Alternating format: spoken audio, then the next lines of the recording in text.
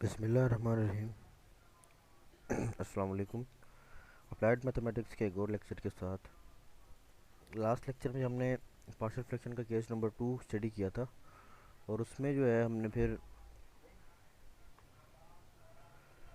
तो केस 2 में ये था कि जो आपके जितने भी रूट्स थे डिनोमिनेटर में वो रिपीटेड थे। ठीक है ना, यानी कि रिपीटेड का भी केस जो है वो हमने अब स्टडी कर लिया है। फर्स्ट केस जो था उसके अंदर रूट्स रिपीटेड नहीं थे।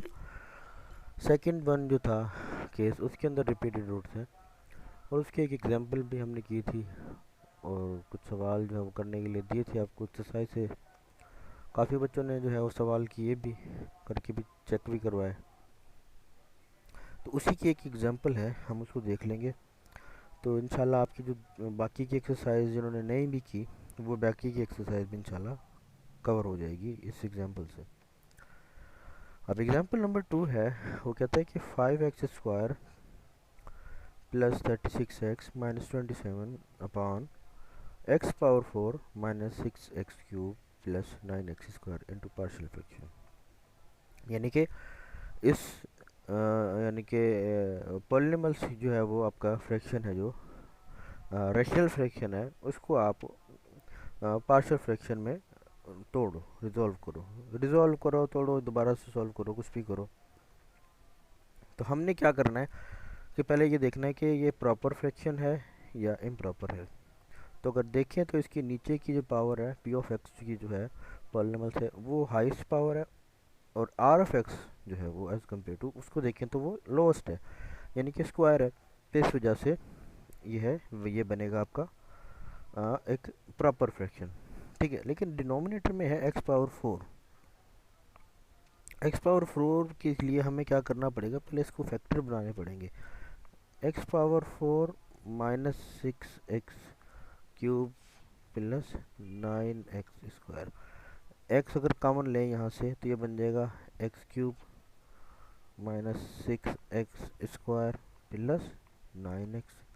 ठीक है, अभी भी इसको हम पर क्यूब में नहीं तोड़ सकते, तो हम क्या करते हैं कि x² कॉमन लेते हैं। तो बन जाएगा x² माइनस 6x प्लस 9। ये हो गया x²। अगर इसको अगर हम देखें तो ये बन जाएगा आपका x माइनस 3 का होल स्क्वायर, यानी कि परफेक्ट स्क्वायर में जो है वो ये कन्वर्ट हो जाएगा। आप इसको फैक्टराइजेशन के मेथड से भी हल कर सकते हो, ठीक है, डायरेक्टली भी हल कर सकते हो, इस तरीके से भी, जिस तरह आपको फिजिकल है। तो आपके पास अभी दो फैक्टर आ गए, एक आ गया x², दूसरा है आपका x माइनस 3 होल स्क्वायर। ठीक है, वही यहाँ पे अगर आप देखें x² माइनस एक्स, इन्होंने लिखा नहीं है, डायरेक्ट इन्होंने कर दिया x पावर 4 को जो है वो डिजॉल्व कर दिया। अब क्योंकि x² है, पहले a अपान एक्स आएगा प्लस b अपान x²। इसी तरीके से x माइनस 3 होल स्क्वायर है, रिपीटेड रूट्स हैं, तो c अपान एक्स माइनस 3 पहले पावर 1 आएगी, अगेन पावर 2 आएगी। ठीक है, एलसीएम लेंगे।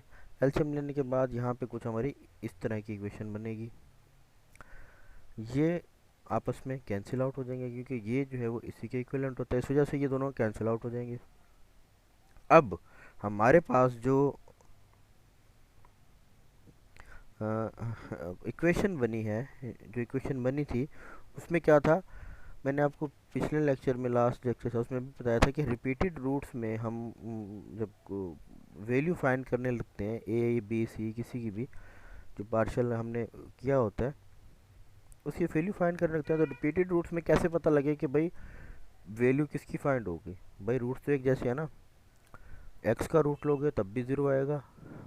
ए की बात करें, for A X is equal to zero, for B x² is equal to zero, लेकिन ये भी x is equal to zero के बराबर ही होगा।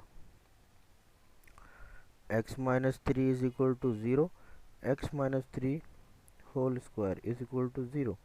इसको अगर हम हल करें तो ये बन जाएगा x इज इक्वल टू 3, इसको भी आप हल करोगे तो ये x इज इक्वल टू 3 बनेगा। तो वैल्यू किसकी फाइंड होगी, वैल्यू फाइंड होगी हाईएस्ट पावर वाले की, यानी कि यहाँ पे d की वैल्यू फाइंड होगी और यहाँ पे b की। तो for b x is equal to zero, X जब इसके अंदर पुट करेंगे ये भी ज़ीरो हो जाएगा, ये भी ज़ीरो हो जाएगा, यहाँ बनेगा -27, ये भी ज़ीरो, ये भी ज़ीरो, ये भी ज़ीरो, ये बन जाएगा -3 का होल स्क्वायर। -3 का होल स्क्वायर कहने का मतलब है 9, 3 3 द 9, ये बन जाएगा 9/27, यानी कि 9 प्लस का है 27 माइनस का है, तो ये बनेगा आपका -3। बी की वैल्यू निकल गई 3। X is equal to -3 put करोगे, sorry x is equal as -3 is equal to 0, यानी कि एक्स इज इक्वल टू 3 जब पुट करोगे इसके अंदर से तो आपको डी की वैल्यू मिलेगी। तो यहाँ पे एक्स स्क्वायर यहाँ पे पुट करोगे आप, यानी कि ये बन जाएगा 3 3 द 9, 9 5 द 45 प्लस 108 है, 36 को 3 से मल्टीप्लाई करोगे तो 108 आएगा। अच्छा यहाँ पे माइनस है, ठीक है, प्लस नहीं है, ये माइनस है, -27, ठीक है ना, इज इक्वल टू ए 3 × 3, ये भी क्या 0 हो जाएगा, ये भी 0 हो जाएगा, ये भी 0 हो जाएगा, ये बचेगा सिर्फ 3। ये 120 जब इसको हल करोगे तो आएगा 126 इज इक्वल टू डी। तो 126/9 इज इक्वल टू 14। इसको आप हल करके देखोगे तो इसका आंसर आएगा 14। अब हमारे पास दो वैल्यू आ गई, एक बी की जो कि है -3 और दूसरा है डी जो कि है 14। बाकी वैल्यूज़ कैसे आएंगी? बाकी वैल्यू आएंगी कंपैरिजन से।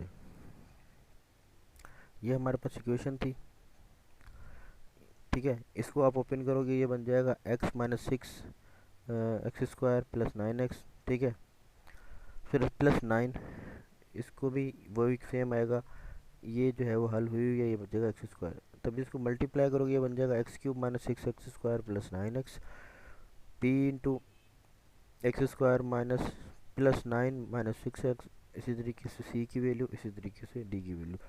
हाईएस्ट पावर हमारे पास इन दोनों में अगर देखें तो क्यूब है, क्यूब जो है वो a के साथ है और दूसरी क्यूब है c के साथ, यानी कि a + c = 0। ये है इक्वेशन 1। अब ना हमारे पास a की वैल्यू है ना हमारे पास c की वैल्यू है, तो हम इसमें से इक्वेशन फाइंड कर ही नहीं सकते। फिर हम शिफ्ट करेंगे स्क्वायर के ऊपर। यहाँ 0 इसलिए लिखा क्योंकि यहाँ पे क्यूब का कोई टर्म है ही नहीं, कोई टर्म नहीं है, तो इस वजह से हमने यहाँ पे 0 लिखा। कंपेरिजन एक्स स्क्वायर है -6 a के साथ, एक्स स्क्वायर है b के साथ और एक्स स्क्वायर है d के साथ। अच्छा c के साथ भी है -3c, ठीक है, -6a + b अब यहाँ पे चारों आ गई।